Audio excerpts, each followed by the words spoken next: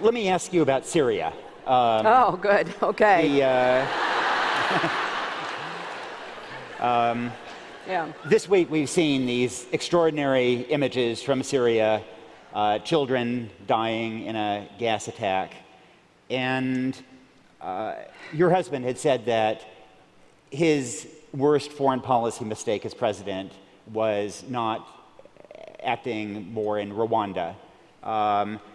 In his defense, he only had 100 days. We've had a half dozen years in Syria as 300,000 people have been killed.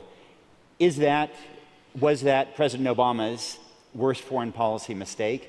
And I know that you were an advocate with Dave Petraeus of being more aggressive, but in retrospect, do you think that for you also that was maybe your gravest foreign policy mistake as Secretary of State? Well, you're right. When I was Secretary of State, I teamed up with Dave Petraeus, then Director of the CIA, Leon Panetta, then Secretary of Defense, to present a plan for us to move more aggressively to support protesters, to try to provide some backup in what was, I thought, likely to turn out to be a very one-sided battle. This was before ISIS really came to public awareness with their plan for a caliphate, and they're setting up headquarters in Raqqa. And I believed then, I've said this repeatedly, that I thought we should have done more at that point. Now, I'm the first to say that these are not easy decisions. That's why you want to get the best information you can from the best advisors you can, and to really drill down into this, whatever the situation is. I then, I left the government, and I then did promote a no-fly zone. And I still believe we should have done a no-fly zone. I think we should have been more willing to confront Assad, because remember, the Russians didn't get in at first, and the Iranian help was pretty much on the ground with the so-called Revolutionary Guard, Quds Force, and they were enlisting Hezbollah units to fight on the ground because there was a real fight going on.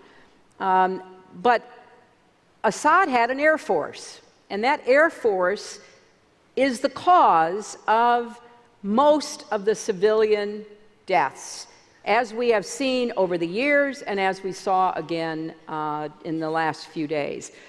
And I really believe that we should have, and still should, take out his airfields and prevent him from being able to use them to bomb innocent people and drop sarin gas on them. So,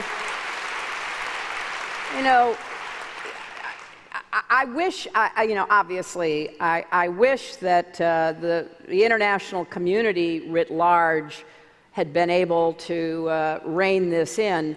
I spent a lot of time with the Russians, with the Arab states, the Gulf states, and I actually had worked out an agreement for a transition in June of 2012 in Geneva, and we had hammered it out all day long. The Russian foreign minister, Lavrov, actually agreed to it, and it was calling for a technocratic government and, in effect, for the easing out of Assad.